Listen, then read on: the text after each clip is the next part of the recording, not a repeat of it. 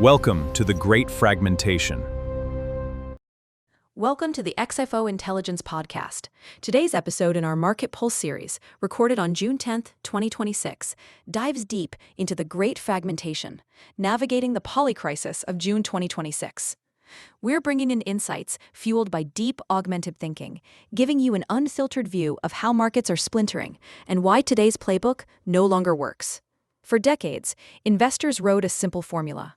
When growth slowed, central banks cut rates, and assets rallied. But as of June 2026, that formula is dead.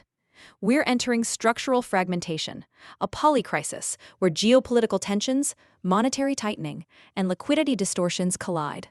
Take the geopolitical premium, for example. The conflict between the US and Iran has moved beyond headlines and into corporate balance sheets. W.H. Smith has suspended dividends. Sainsbury's is facing margin compression. This is not a temporary blip. It's a structural supply shock that higher interest rates can't fix. You can't print oil or rebuild global supply chains overnight. Then we have the SpaceX IPO, a $1.8 trillion listing, pulling billions of dollars into a single mega-cap stock.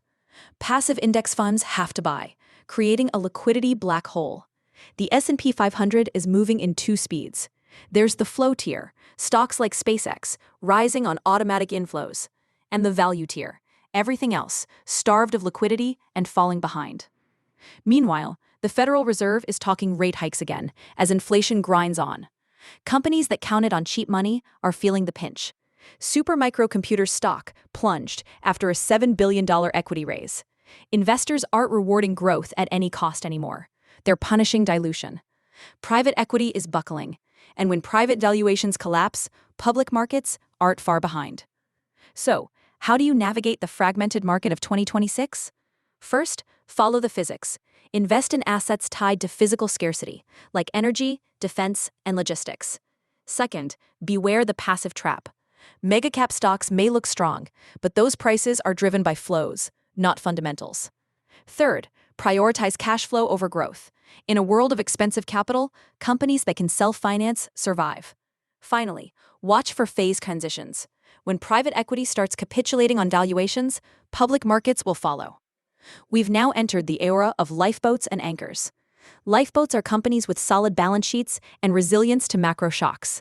Anchors are debt-heavy, dilutive, and exposed to geopolitics. It's not about predicting where the S&P goes. It's about understanding what's underneath.